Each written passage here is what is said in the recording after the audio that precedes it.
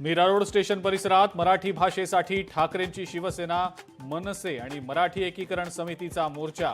मराठी भाषेसाठी हजारोंच्या संख्येने आंदोलक एकवटले। पोलिसांवर प्रचंड दबाव असल्याचं पोलीस म्हणाले। आम्ही काय दहशतवादी आहोत का? अविनाश जाधवांचा संतप्त सवाल।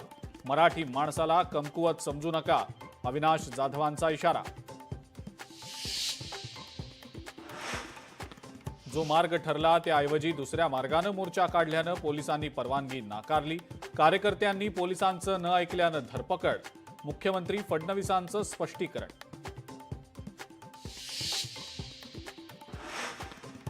विरोधी पक्षनेतेपदाचा वाद आता आणखी चिघळण्याची शक्यता। विरोधी पक्षनेतेपदाचा निर्णय होत नाही म्हणून विरोधकांचा सभागृहात आक्रमक पवित्रा। नार्वेकरांनी दिलेलं उत्तर न पटल्यानं विरोधी आमदारांनी थेट सरन्यायाधीशांनाच दिलं पत्र। महाविकास आघाडीच्या नेत्यांचं सरन्यायाधीश भूषण गवई यांना पत्र।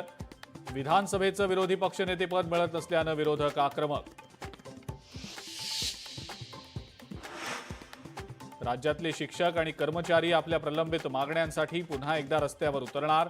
आज आणि उद्या राज्यातले शिक्षक मुंबईतल्या आझाद मैदानावर आंदोलन करणार।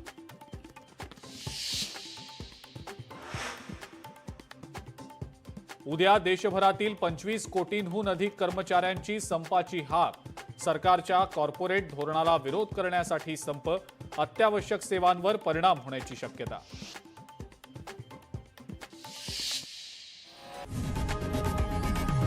लोकशाही मराठी ऐका, पहा, जागरूक रहा।